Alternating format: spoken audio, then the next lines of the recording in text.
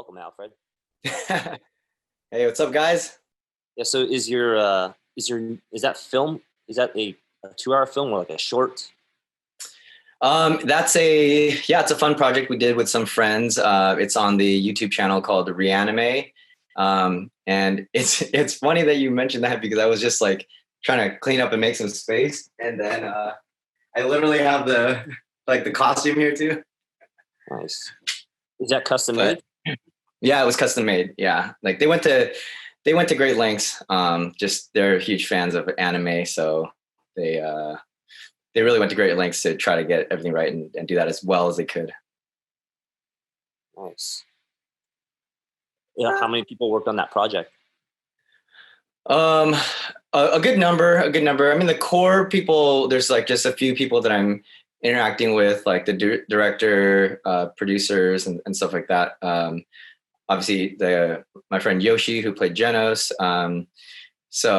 But behind the scenes, there was like a whole crew, just like from the beginning of it all the way to post production, like VFX, and there's took like a year on the VFX and stuff because it's a small it was a small team of people just trying to make their passion project come to life. So Right. a lot of people were involved in it.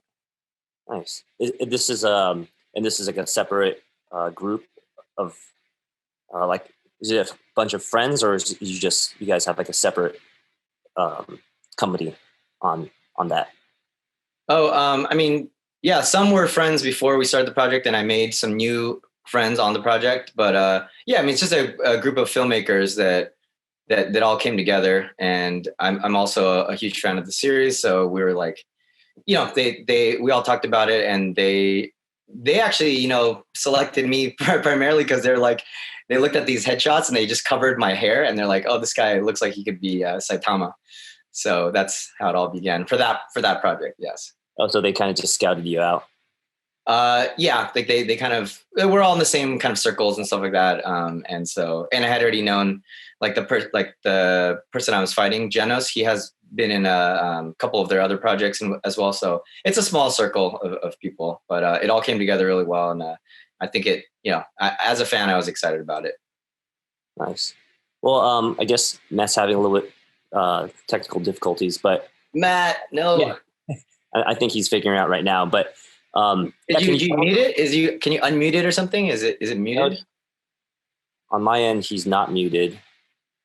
Or maybe your Bluetooth. Maybe you switch to I don't know. Okay.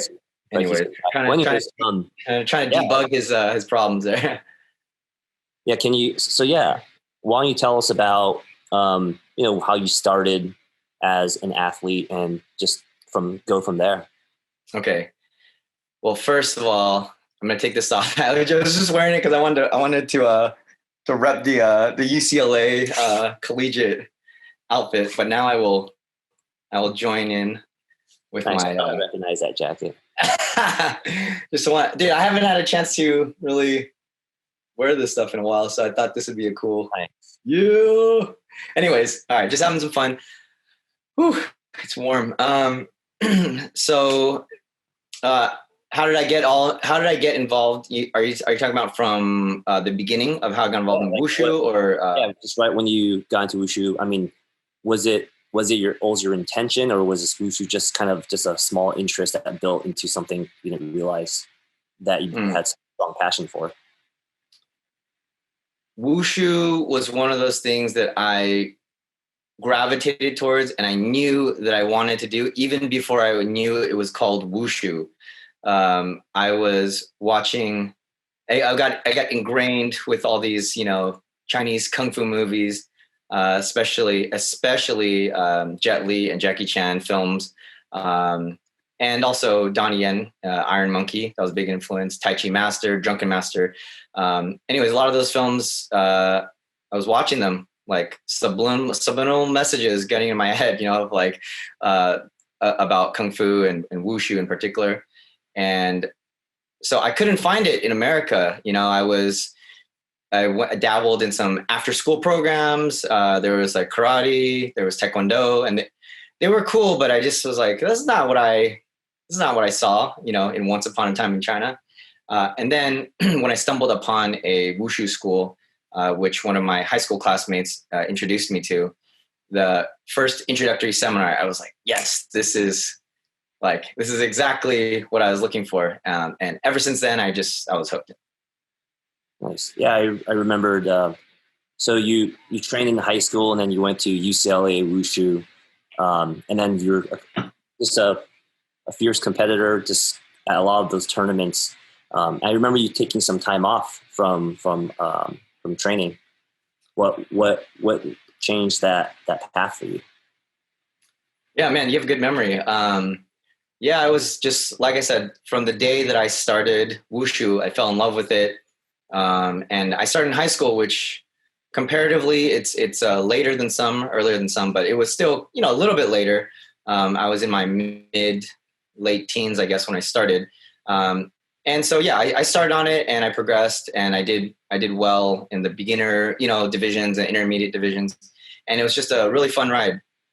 But once I got deep into college, like just with studies, and I joined like a business fraternity, and I just got involved with so many other aspects of social life and of academics and whatnot, that I guess like those things start to like kind of take over, and before I even knew it, I realized like, oh, I wasn't really going to as many competitions anymore.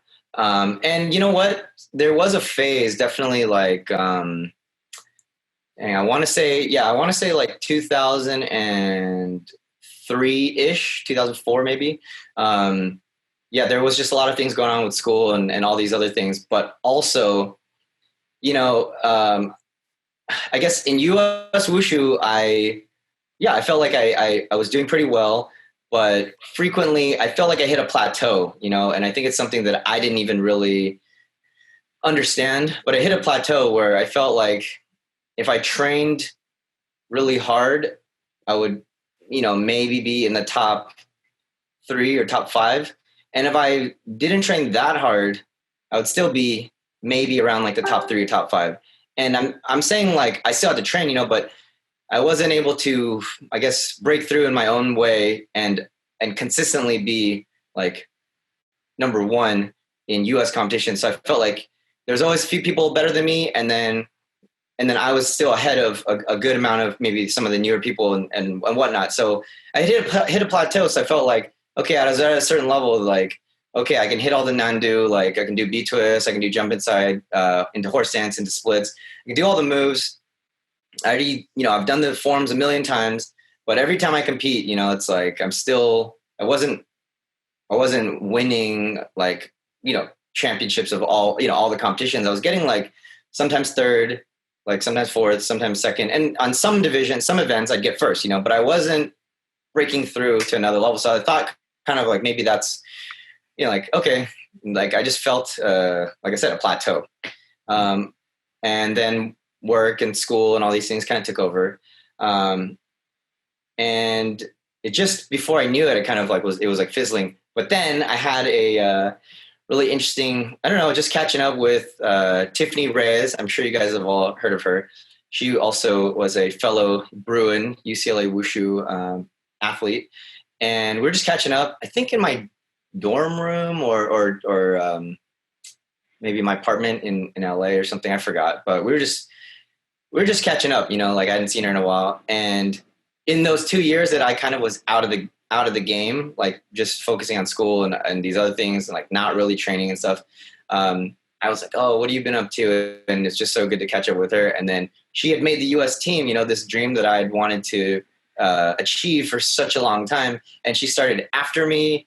And, I saw her Wushu career begin at UCLA, like in college, and just that talk that we had. I don't think she didn't go out of her way to be like, oh my gosh, like get in the game or anything like that. But just our talk and just see her progression and inspiration. Part of that kind of like, oh, and she asked me this question. She was like, oh, like, man, you haven't been at CMAT in a while, or like you haven't been to any of these competitions. Like, what's going on? And I was like, what are you talking about? Like, I still do Wushu, but time flew by so fast that I felt like I definitely didn't realize like how little I was training and how inactive I was in Wushu. So anyways, long story short, that conversation kind of gave me a kick in the butt. I was both inspired and made aware that I had kind of like a little bit stepped out of active Wushu training, and maybe that fire had just fizzled a little bit. It was still there in the backgrounds. There's embers, but after that I was like, man, like if my friend, if someone that I've seen like coming up could do this, like it can be done. I just got to go harder. So then I made my return starting in like 2006, 2007 era, or maybe the end of 2005. I was like coming back hard, just trying to make my return. And then I had like, I competed at CMAT that year. I think I did pretty well. I went hard. Like I went to China for a summer. Prior to that, I hadn't really been going to China, but finally, like, just decided to invest some time and money to really lock down and focus. And I don't think it's even just that China was helpful specifically, which it was, but I think it was just that you're in an environment where you can train every day. I was training two times a day. And so anyways, I went hard, and I felt like I had to train 2 times as hard as other people because I had like kind of taken 2 years off essentially.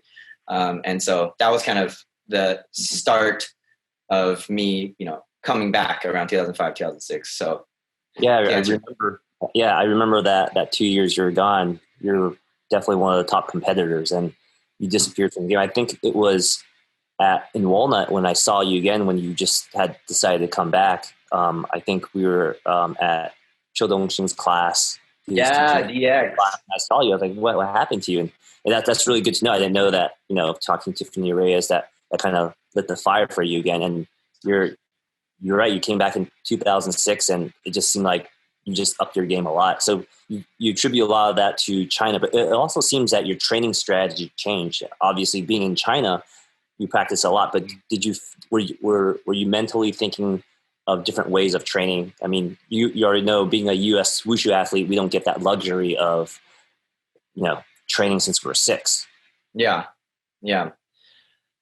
There's a lot of things that I know now that I kind of wish I knew back then, but my style has always been, brute force in terms of training. Like I think there's others out there that are smarter than me.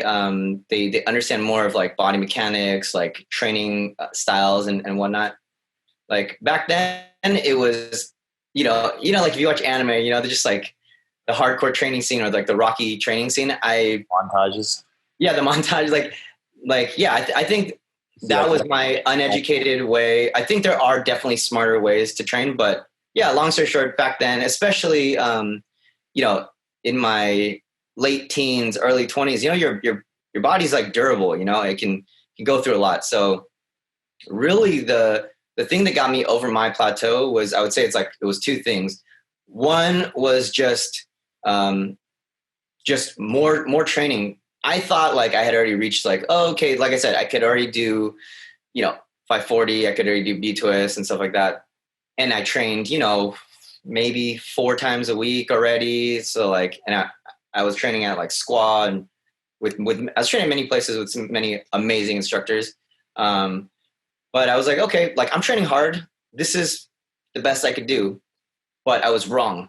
When you're already at a kind of advanced level, the proportionate amount that you have to train to get a like 1% jump in improvement is really significant, So anyway, so what I'm saying is, one was I had to train way more, like, there's a saying like, to achieve something you've never had, you got to do something you've never done, or something like that.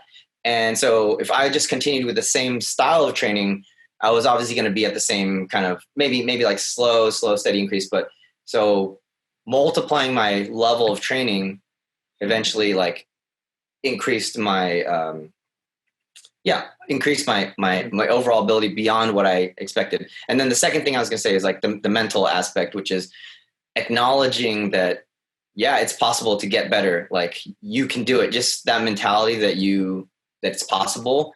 that limiting belief and breaking free of that will help you achieve greater things. Like if you think I can never do a 720 Genbit side, or like I said, I hit a plateau, I can't do a 720 B twist, then it kind of limits you. So upping my training amount, just like the pure raw hours of training, and kind of having this breakthrough of like, freaking, I'm going to do it. I'm going to go through and I'm going to make this happen, Whereas, like I said, 2005, 2006, I was more like, or 2004, 2005, I was like, I was a more neutral. I grew more apathetic about it, and I lost a little bit of that focus and determination. So that combination, I think, was crucial to me getting significantly better in that like short amount of time, like from 2006 to 2009. I think I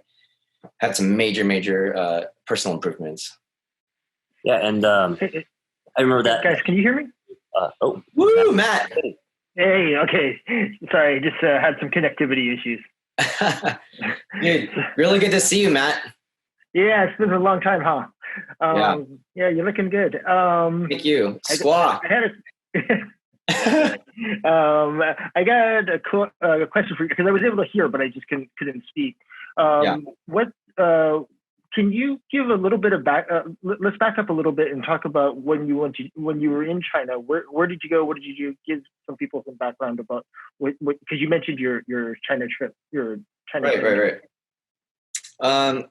Well, before we get to China, it all began. My first venture out into Asia.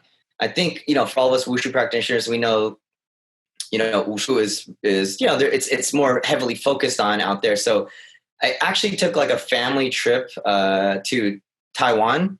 My parents were visiting some friends out there, and then my dad knew obviously that I love Wushu, so he linked me up with a friend of a friend. Introduced me to some people at Yangmingshan and Wenhua Dashi. It was basically like a a Taipei like Wushu college collegiate team, and I went and I trained with them for like 2 or 3 weeks, and that just like kind of pushed me to this, like, they gave me a taste of like the Asia level of training, and it was like we would train, go back to the dorms, like I crashed with them. It was just a super fun experience, but that was the beginning, that was the taste. And then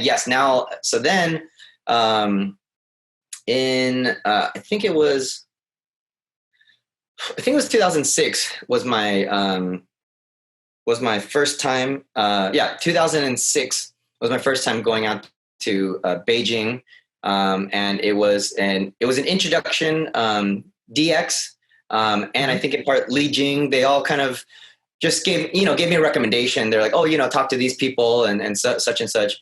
And so I got linked up out there, Beijing, Shizahai, and I was able to train with the Beijing Wushu team. And that was an awesome experience. I mean, obviously the best in the world. We were on the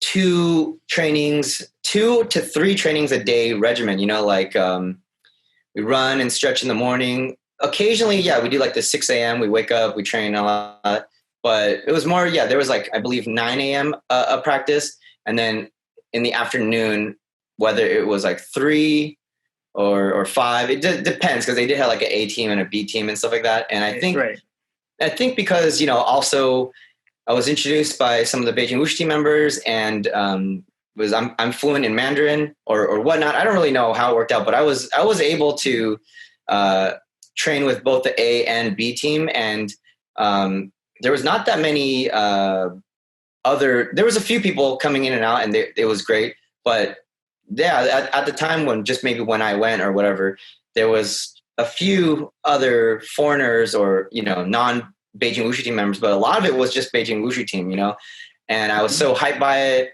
And just by osmosis, by seeing how good they were, your body just wants to like imitate, like, oh, they're doing this, they're doing that. It's like, and when you're in line, like kicking with them, you naturally try and keep up with their speed. So like I said, just training with the best people, as long as you, you push it and you have faith in yourself, it definitely like uplifts you, Right. When I actually didn't know that you went to Wenhua Daxue. Our Ian, our Sanda coach, the head of the Sanda program, is the Wenhua Daxue. But awesome. yeah, but when you were training there, was the level was it already at a higher level than the U.S. In Taiwan? I mean, when you were training in Taiwan, is higher than the U.S. or was it more comparable to China, or was it? No,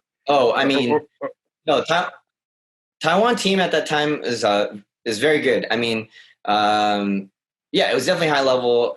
Of course, I would say the top athletes in China, they probably weren't. They were not there. But no, by far the general average was much higher than U.S. level competition, and also it's because again, it's a major. Like your major could be wushu or athletics or whatever. So they're getting a degree in wushu, so there's a curriculum for it, and they're living and breathing it. Like they go to sleep, they wake up, they go train with their teammates, and then they that's part of their grading, and that's part of their life. So with that much ability to focus on something, it is naturally makes sense that they were at a higher level. But yeah, they were very good. I learned so much from them, and I think now, because that was like back in the day too, like early 2000s, but I think even now with like YouTube and the spread of information, I do think it's a little bit different. Because as I mentioned, like when you're training with like really good people, Beijing Wushu team or whatever, you're just seeing them every day, And I felt like back then we had Jiayo, and we have a few websites to like see stuff, but it wasn't like now you could just find like so much, backlogged videos, and it's just obviously even China is like the opening of their videos and internet and everything. Like there was a whole like breakthrough, and you could see so much. Obviously it's not the same as training there in person, but just being able to see all the new forms or what they're doing, stuff like, I think that even helps. And back then I think it helped more when you were on the ground level, like training and seeing it personally, like, oh, that's how deep they get into their stances or whatever. Right. So what was your let's jump forward a little bit. Like after when you made the team and you were going for your first World Wushu Championships, how did that feel, or what did you do, or what was the experience like? Yeah. As I've matured in understanding myself, I realize I have a pretty like ADHD or like OCD type like drive or personality. And so, when I locked on that wushu was something I wanted to do, like I just got OCD about it, where it's like, oh, I want to really perfect it. Like I see that goal, I got to shoot for it, and so even, after out of college, I was working, I had a job. I was working at KPMG. Eventually I went to this, also a very top or really good bank, City National Bank. Like when I say good, I mean like I enjoyed working with my colleagues, and it was all good, but it was more that I enjoyed the pursuit of wushu so much more than like my career and making a financial, like living and whatnot, that I was like, I have to focus everything still on wushu until I achieve this goal. So I was able to take like, I used up all my vacation time and certain things to be able to continue having an annual trip to China, whether it was for like 2 weeks or a month or whatnot. And anyway, so I guess in 2009, I was like going all out. Like I said, I was using up all my vacation time, and like on weekends, I was, my family is from the Bay Area. I grew up in the Bay Area. And so I would take like Southwest flights back up to visit my family, and also to train with Ome, because I was learning like some Tai Chi from some instructors over there. And I was just going like hardcore, so when I finally made the US team, that was like a incredible, you know, personal achievement for me. And I just felt so like, I was in disbelief. Like I didn't even really think that I had made it. You know, it's I don't know. It's like if you win the lottery, you know, you're like, are these numbers right? You know, like, so that's kind of how I felt. But then I got like slapped back to reality where it's like, okay, I gotta get ready for Worlds, you know?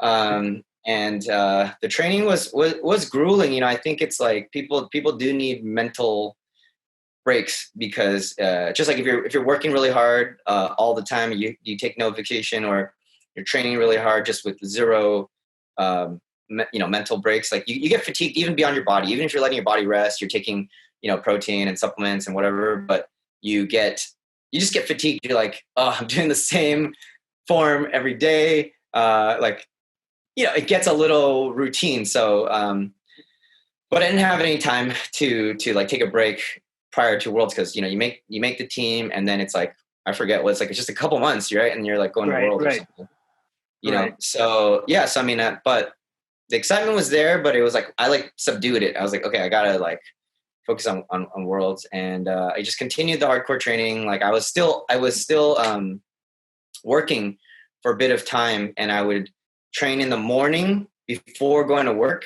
And then after work, I would, you know, train again. But then at some point, you know, I made the crucial decision that, like, at the time I was in my mid-20s, you know, and as we all know, Worlds and team trials is once every 2 years, you know. So it was already such a grueling process to for me to make the team and to be able to go to Worlds, that I just really wanted to give my all into this opportunity. And I didn't know how much more I could mentally and physically give to Wushu. Because like I said, I was in my mid-20s and I was already like, you know, I had a career and stuff. So I didn't know if I'd be able to go to do another team trials, another Worlds. So I was like, this is the one, you know. And it was the one like right after the Beijing Olympics too. So it was like still some good hype and a lot of energy. So I quit my job, my full-time professional, you know, office job. And then I went, I was like, oop, I'm going back to China. At that point, I was already familiar with it. Like, had a lot of friends there. Like, what's up, guys? I'm back. Give me my old dorm room, you know, training with Hong Kong Colin, Wushu Colin was out there. And a lot of the guys, they all knew me at that point too. So it was very familiar. It was just like walking back into like an old, you know, training grounds place. Like, all right, we're going to the a training room. Like, all right, let's do it. You know, so it was good. I had the biggest like breakthroughs. I made like it. Then I became a little bit more intellectual with my Wushu. Like I said, I was going like brute force style, but at that point, like as I was closing in on going to Worlds, I had to become a little more mentally focused and intellectual with my training and with my approach, you know, because like you don't need to train 720 into splits if that's not in your form. You know, I mean, you want to train it for the love of the game and just to be able to get better and better. But when a tournament is approaching, you want to train the specific things that are in your form. If you keep messing up on something, like you need to either figure out what's wrong and fix it, or you need to take that out of your form. You know, like there's just, you know, some people are just stubborn and they're like, oh, this looks cool. This is a great move. Like, you know, whatever, Yuan Xing did it or Zhao Qingjian did it. Like, I want to keep this in my form. But like, if it's not working with your body type or your shoulders, or like it's always like doesn't look right, then you should change it out and do what works for you. And you got to experiment with that. But also you got to lock in exactly what you're going to do.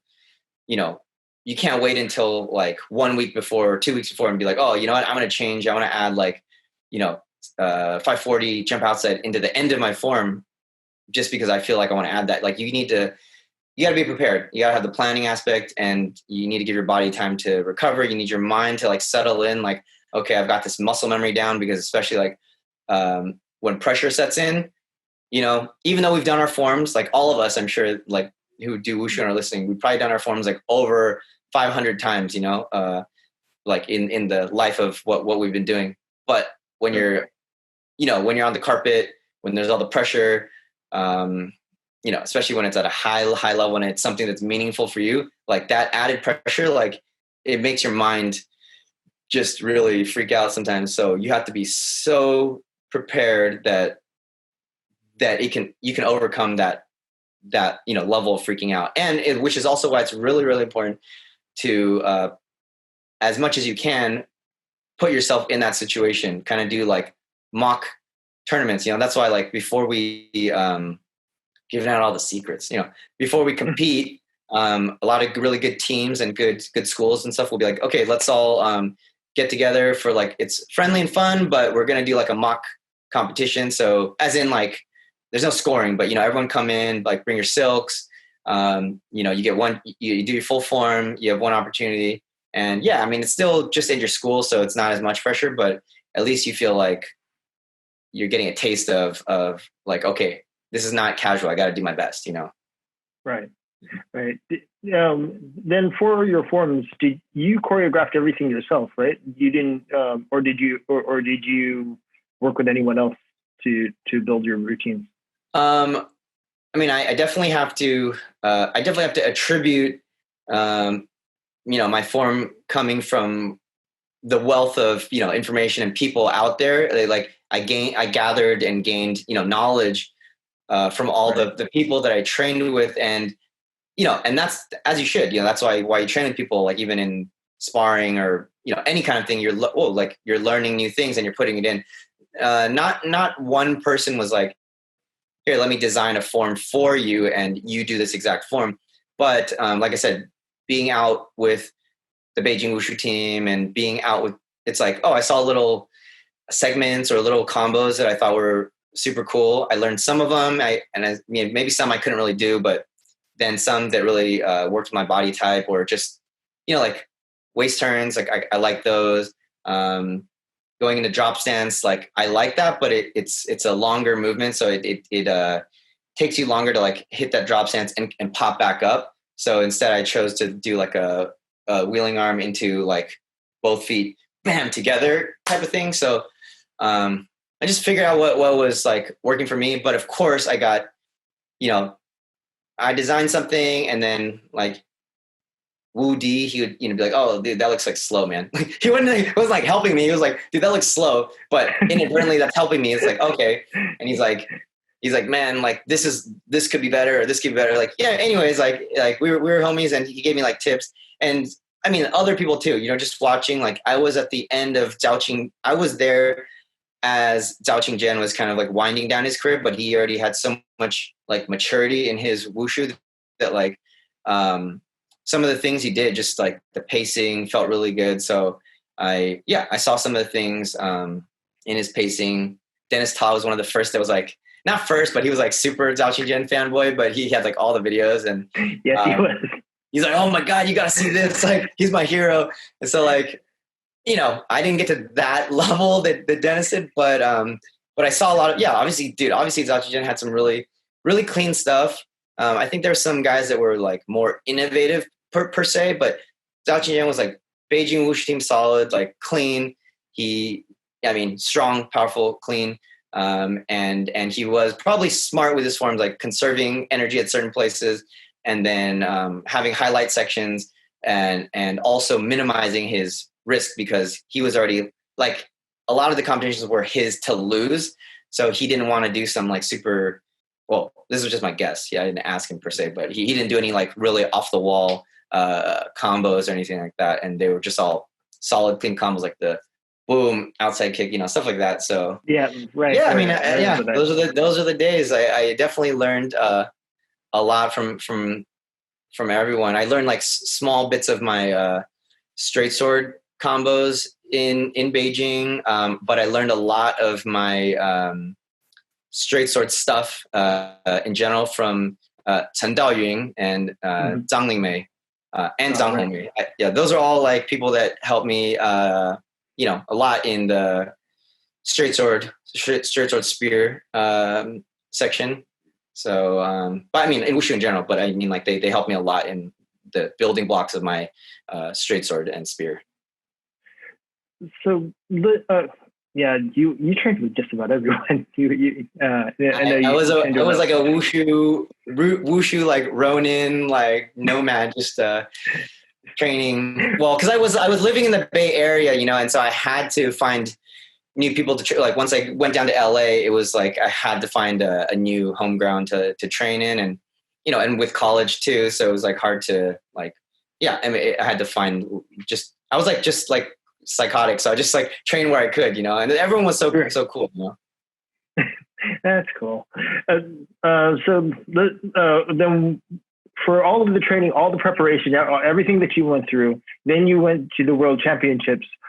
Can you describe for people what that was like, and what was the level of pressure? What was the level of intensity, and just the experience? Yeah, man, the World Wushu Championships 2009 was, you know, one of the milestones of my life. Like, I don't have like children. I'm sure that'll be important, you know, milestone. But this one for me was like a huge milestone. That's how much I love, you know, Wushu, and wanted to reach the pinnacle in my Wushu career. I could just go on, but basically, I would say, okay, in order to answer that question, like I need to take it a step back. So when I made in 2007, I did not make the A team. I made the C team. But in making the C team, I was able to go to not the World Championships, but I was able to go to like Pan Am's and like some other competitions, you know.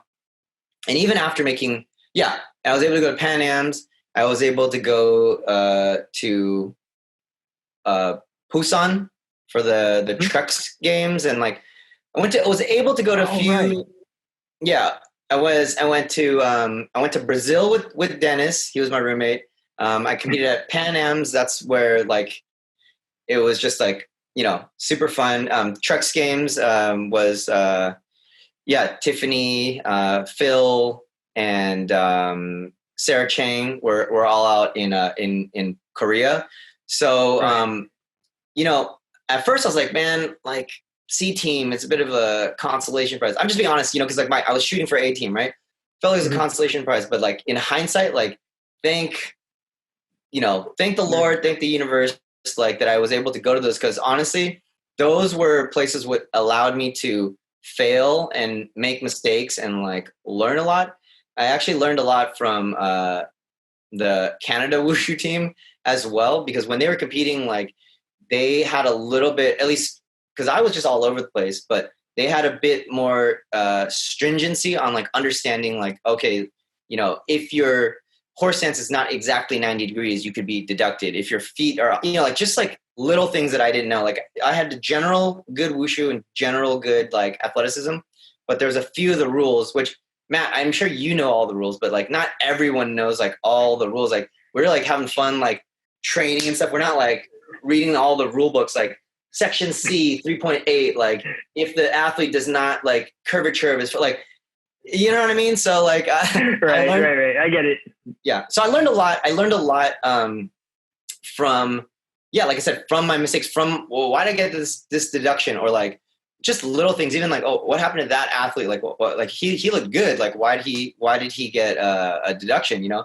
And, and I don't even remember who was specifically on the team, but I just remember like, you know, because US and Canada, we're all just chilling together, and they're like, oh, well, actually, like he got a deduction because of like his leg did not go above the shoulders, or like something like that. And it's like, oh shit, like tell me more, you know? So anyways, I made a lot of, you know, I got a huge learning curve going to all these like international events, and thank the Lord, I went through all of that. And so by the time I got to, you know, go to Worlds, I got all the kinks out of my form. I tweaked them just finely enough from all of my mistakes from before.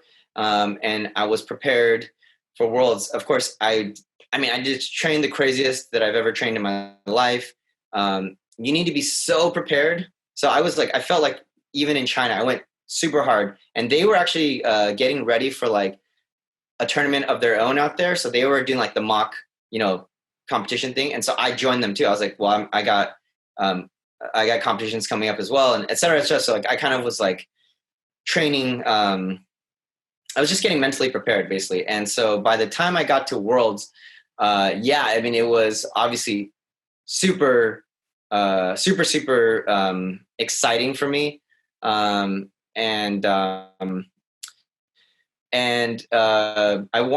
more thing I did want to say was like the last thing basically that completed my, I guess, journey and prep for Worlds was to not psych yourself out, you know. And I've kind of said this before on a few other platforms, but you know, it was my first time going to Worlds, and as Wushu athletes, we know how good China is, and we know how good a lot of the other countries are, you know. And so my approach or my mental state of mind was like, dude, I'm happy to go to Worlds. Like I kind of did it. Like I'm gonna, you know, get to like be in the same carpet as like Team China and be on the same carpet as Hong Kong and, you know, Korea. So, you know, just whatever, all the cool, like badass, like Asian Wushu countries. Like I'm gonna rep my US Wushu jacket, like take some pictures, like have a good time, you know. That was my mentality, and I was proud, like to make the team, like that's like amazing, you know. But going back to what I said earlier, it's like, I mean, I quit my job for this. Like that's money in the bank. That's financial stability, whatever. I quit my job. I did all these things. So there was a certain point when I quit my job, my coworkers are very supportive, and they like I said, I've said this before on certain platforms, but they're like, "Go for the gold, man." And I would like correct them. I'm like, I will, but it's not that easy. Like you got to understand these other countries, like it's their full-time thing, like et cetera, et cetera. I would make all these, you know, excuses to like diminish that, like, hey, you know, just want you guys to understand, like, I'm already very proud that I'm going to represent. But they don't get it, right? They're like, they don't do Wushu. So they're just like, all right, you're going to bring back the gold, right? You know, at one point when someone said it to me, I was like, sure, like, yeah, I will, you know, I will do that. And then it got me thinking, you know, I was like taking a shower one day, I was in the bathroom, and it's just like, dude, if I'm going to go out there, like, I should really put myself in that mentality. Like, why can't I win? Like, why, you know, why is China that much better than us? Or why are they, you know, et cetera, et cetera. So, I mean, I was like, I train with these guys, like in Beijing. They're not better than me. Like, you know, not in an arrogant way, but just you're an athlete, you know, you're a competitor. Like You can't, if you're going to, you know, play ball at the highest level, you can't like put someone else on a pedestal. Like you have to treat them. I respect everyone, but like they're equals. Like we're going out to compete. Even in, you know, I'm a fan of watching UFC, you know, it's like you could be friends, you know, but when you step into the cage, it's like we're here at a competitive level. Like I'm going to beat you. You can't be like, oh, you know, you're way better than me. You're probably going to like choke me out or do this and that. Like you at least need to walk into that cage with the confidence that like you are truly going to win. And it's the same with Wushu. Like you got to walk onto the carpet like you're truly going to win. I mean, and when it's all said and done, when the competition's over, like by all means, like share a drink, share a meal, like have fun. And like, you know, I have so many life memories with a lot of these international, you know, friends and athletes and stuff. But like, it's a competition. That's the nature of the word, like competition, to compete. Right. So they're your rivals. And so anyways, I changed my mentality. I did the work, like I did the training. I knew my cardio was there. I built up the confidence. Like I did so many full forms, all polished. Like you shouldn't be going to the competition hoping you hit that 540 into Mabu. Like you shouldn't be going like, you know, praying for like a Hail Mary. Like I was consistently for at least 2 to 3 weeks prior to the tournament, pretty much hitting everything. Like I was a bit fatigued in, you know, cause from all the training. But I was pretty much hitting everything. And when I didn't, I wouldn't like end the practice. I would just keep on going until like I always left practice feeling pretty good. So I kind of, you know, I didn't have one specific coach teaching me these things, but I just found my own way that like I was building up the confidence. So when I got onto the, you know, the competition stage, yeah, like definitely nerves were running, but at the same time, you know, I feel like I have good pressure management.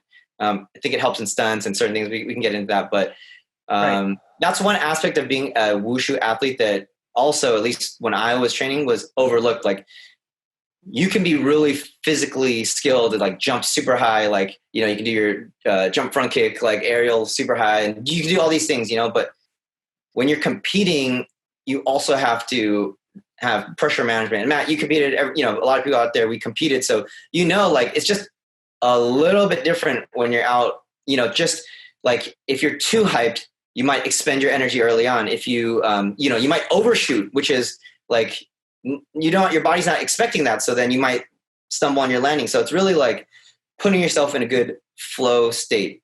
So I feel like I did that when I was out there. I warmed up.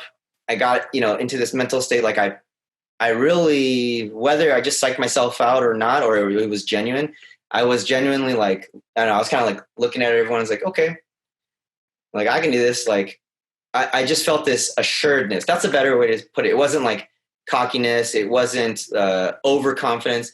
It's just an assuredness and still respect for others. But I was like, yeah, I feel pretty good about what I'm going to do. And I genuinely feel that I'm at the very least equal, if not better, than the people out there. And so when I walked on the carpet, like it was genuine. I felt like, okay, like you have a real shot at this, like do your best, So I think that's the last thing I want to say in terms of the mental game is like, you walk out on the carpet, you need to believe that you're going to win. But in order to believe that, you need to put in the preparation, the training, and all the mental build up for yourself leading up to it. Actually, that's really good advice. That makes sense. I did want to. We still have, I think, we've got, okay, 5 minutes left. Let's Dang, time flies. I know. So let's at least hit a little bit of the transition after, because you mentioned you had a successful career that you could have returned to, but instead you went on a new path and you ended up in stunts. So what was that transition? What was that transition or entry like? Yeah. Well, I mean, I already had a love for. I mean, I went to UCLA. I was already in LA, and obviously because of the kind of the action icons that I looked up to, Jackie Chan, Jet Li. I was already very like into entertainment. I was already dabbling it as well, but since I didn't have a full-time job anymore, I was coming back off of the high of like winning at the World Championships. So a few opportunities trickled my way. I also did a few more like local like events or tournaments or just gatherings and stuff, and people put me forward in some smaller projects, like non-union projects. Obviously, a lot of things were, martial arts related. And as that started to take off, actually, Mark Moran, love that guy. He hit me up. Uh-huh. And as we know, he was a programmer, designer for Jet Li's website. And he introduced me to this. He introduced me to the fact that they were looking to hire a new person to work for Jet Li. So I applied for that. I didn't really hear anything, but I was still picking up on the entertainment type of work. And we don't have time to probably hit on all the things, but basically, to my surprise, I got a call back from Jet Li's team. I ended up that was a whole nother new milestone in my life, but packing up everything like a 1 week's notice, going out to Beijing, really having a new life out there, and super blessed for that opportunity because connected me more to my roots. And like, even though I was training Wushu in Beijing, those are just kind of like training camps or whatever. But this was like picking up my life living there. And so the level of language and so many things was just very different. But after working with Jet Li, and I did a bit of everything for him, from the administrative to a little bit of choreography, film stuff. I mean, it was very comprehensive. It was like a full like hardcore like crash course in like everything entertainment / A-list celebrity lifestyle. But I don't want to hit up all the time on that. But as a result of that dove me deeper into entertainment, and obviously the connections that I gained in China and Asia were kind of the top level people. So I was working in that roughly 2013, 2014. I came back to the US. So that's when I would say I officially started more on the US entertainment, track. And because of, I'm kind of just running through everything, and because of all the time I had already spent in Asia and building up a little bit of a network and contacts out there, Hudjun hit me up and was like, hey, we got this Jackie movie. It's called Dragon Blade. We're filming in a few weeks. If you'd like to come out. Before he finished the sentence, I was like, all right, I booked the flight. I'm already there. Okay, bye. So he didn't even have to, he was going to be like, oh, hey, China stunts, it's not high paying, but we want to work with good people. So he was like saying stuff. I was like, okay, it's booked. Like, I'm there. Okay, no worries. Like, I don't care about we don't need to talk about that. Like, it's fine. Whatever you want. Like, if I can work, I'll pay you. No, I'm just kidding. But I was like, really, I mean, those are the two people that I really looked up to that even put me on the path of Wushu. And those guys are legends. And so I worked with the Jackie Chan stunt team on the movie Dragon Blade, craziest movie in the desert, Gobi Desert. People's faces were like getting scorched, like dry from the sun. And it was like 18 hours of sunlight. So we were filming it. I have these are all tons of stories. I don't want to feel like I'm going on a tangent, but it's because this is how I kind of led my way into all the filmmaking stuff. And so I was splitting my time. And now in the more recent years, I've really been focusing my attention because, obviously my home is still in Southern California. I love working with a lot of friends and on projects out here. So I started to focus more out here. I still feel like I'm frequently known as like, oh, cool, like Alfred, he understands like the filmmaking and just that scene in China, and even projects that I end up working on here are very East-West oriented. Like I did Birth of the Dragon, which it was a Western film, but it was about Bruce Lee, and one of the Wong Jack-man's character was kind of a like Shaolin monk-esque character.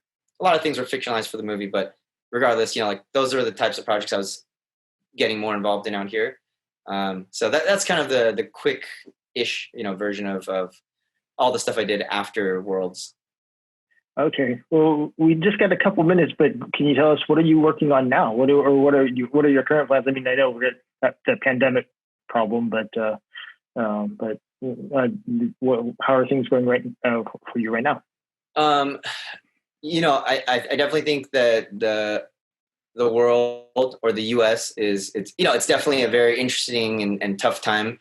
There are ups and downs. Like definitely I've lost some, I wouldn't say lost, but some work opportunities that were very exciting have been kind of pushed back or delayed due to the pandemic. And so it has affected me, but kind of like turn lemons into lemonade type of situation. I do feel like I've been finding some really redeeming and great features of the situation that we're in. I'm given a little more attention to myself. It's been, instead of the outside forces like, oh, there's this thing, you got to go to this, or you got to work on this, you got to do this. It's more, I've had more time to focus on, my own health.